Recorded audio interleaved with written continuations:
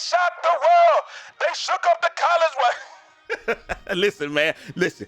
I'm not gonna lie to y'all, man. A lot of people did not have the Buffs winning this game, and if you're not a Colorado's Buffalo fan, I understand why you might not have. And let me tell you why. Because they're playing the national champion runner-ups from last year, and this is a whole new team, and they went 1-11 last year. But what everybody didn't realize, or what they didn't take advantage of, they didn't watch well-off media the entire way. They did not see this team come together. They didn't see the turnover. They didn't see what we saw, which was I saw a team that could probably compete with just about any. But now we still got some major concerns. Now don't get me wrong, man. But we knew that this TCU team was not the same TCU team that it was last year, and that was the main thing that everybody's saying. And TCU also won some games that they shouldn't have won. And after I put my joint out, when I reversed, I said, you know what, I think they can beat TCU. I said that they wouldn't. I said in my thing when they released the schedule that, you know, I thought TCU, they weren't going to win that game, but I felt like they would win the Nebraska game. And somebody pointed out that TCU team is not the same TCU team, just like this Colorado team is not the same Colorado team. You might want to flip that joint right now while you still got time. And that's what I did, man, because like you said, we saw this team come together. We saw the turnover. We saw the spring, then we saw them shore up other positions and the concerns they had in spring, and we still got some concerns. But we're going to talk about all that in 1 second, man. But before we get started, make sure y'all like the video. Comment y'all thoughts down below. Y'all know we trying to go just like the Buffaloes to the moon, Alice. And if nobody told y'all this today, man, y'all my brothers, my sisters, my family. I love every last one of y'all, man. Also, man, check this out, man. I was working on this design. I want to show y'all this real quick. I don't know if I got it on here or not. I don't know if I have it, but let me see if I can pull it up on Kittle real quick. It's just real quick, man. I got this design, and I want y'all to let me know what you guys think about it. You know, I got I guess I'm gonna have to change it to the whiteout version now, but bow, we got the Shadur, you know, like, nah, it's really not Shadur, but I mean, it is, but it ain't. But you know, Colorado Buffalo shirt, what y'all think, man? We gotta change. I know that I need to change. You know, I gotta make it. I want to be more gold, and I'm gonna change this guy to you know, a whited out version. But you know, y'all let me know what y'all think down in the comment section, man. You know, is it hot? Is it not? Is it hot or not? Who knows, man? Anyway, that ain't what we here for today, man. This is what we here for. Speaking of Shadur, an absolute masterpiece. Like he said, this might have been his highest passing game, you know, period. And like they said, they went over there and said, listen, we're HBCU. Can't he play Power 5 football? If you watched any of the Jackson State games, you already knew, and you knew with Sean Lewis coming over and being the offensive coordinator, bro, he called the absolute masterpiece. He kept the TCU Horned Frogs off balance and all of that. And really, the only issues that I saw was when they came through up the middle a couple of times.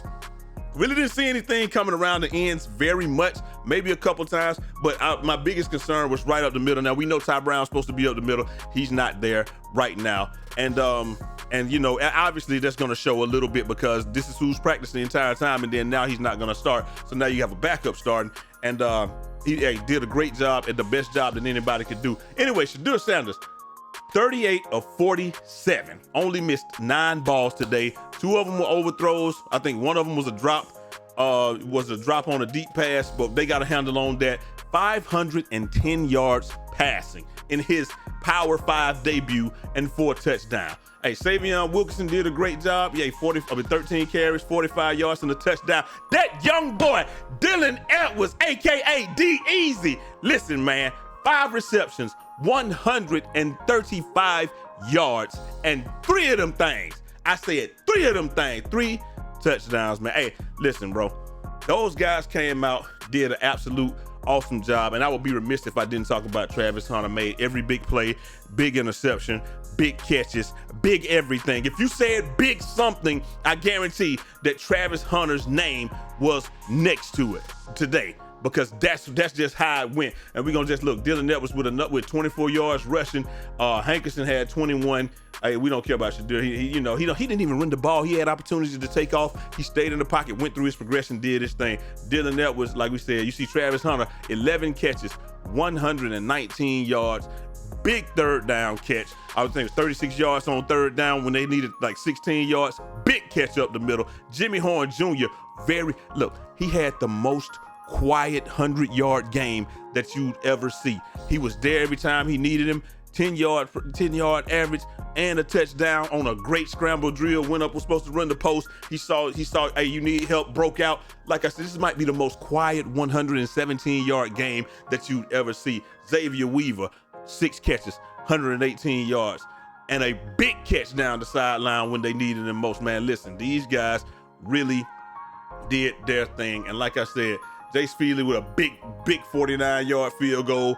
And man, look, the defense, the offense, like I said, offensive line, got to get heavier, got to get better, just better protection. Defense, the only thing I would say about the defense, and we just giving the Cliff Notes version, I'm not giving a total breakdown, but the defense, the only thing that I saw that was very alarming, I saw guys break and contain a lot. And I don't know how much of that is people are breaking contain because the line is not holding their people down, or if the offensive line is just literally moving guys out of the way and they're just breaking contain. But again, you got to give TCU credit because they are the national champion runner-ups from last year, so those guys are not going to be any slouches. I did see guys flying to the ball. I would like to see people getting to the ball faster on defense, like identifying what the play is. You see where the ball is going, get there a little bit faster. That's what I like to see. But like I said, a lot of that stuff, I want to see some more sure tackles. We had a very sure tackle at the end that more or less iced the game or what have you. But it's just when you think about what's going on, I just saw like a lot of, they didn't go straight at them. They did have the ability to go straight at them sometimes. Middle of the defensive line seemed like it was okay, or when they committed, it was fine. But like I said, a little bit of that side-to-side action, which is the same thing that Colorado did.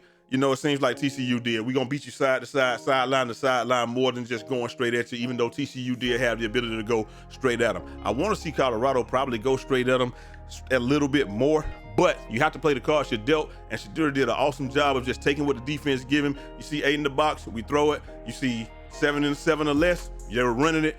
And at the end of the game, you know, you just had to throw up more than anything because of the time and situation. But like I said, I want to see, and like I said, college football don't have any preseason. You only have a couple of scrimmages or what have you. So they're only going to get better. Understand that. But I just want to see contain.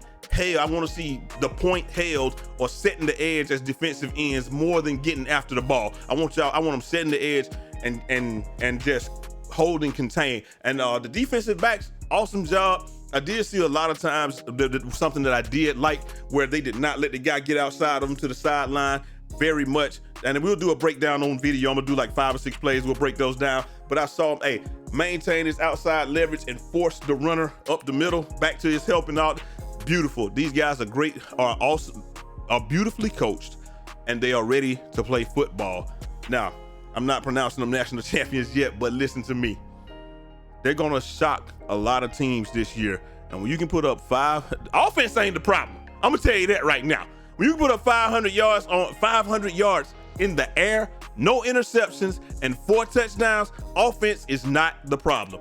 It's just defense takes longer to get their system installed and acclimated than offense. Offense knows where they're going. Defense must react to the offense. So that's how that goes. I expect defense to lag behind a little bit, but I'm telling you, these guys are gonna shock some guys, and they're gonna win some games that people think that they shouldn't win. And like I said, man, I wouldn't be surprised if they go bowling this year. Some of these games is gonna be crazy. It's gonna be awesome. But if nothing else, it will be fun to watch. That's all I can tell y'all, man. Let me know what y'all think down in the comment section, and I'm gonna holler at y'all next time. Till next time. Hey, it's your boy Jay Easy, aka Fresh from the Barbershop, BK the People's Champ. Let's go Buffs. Godspeed.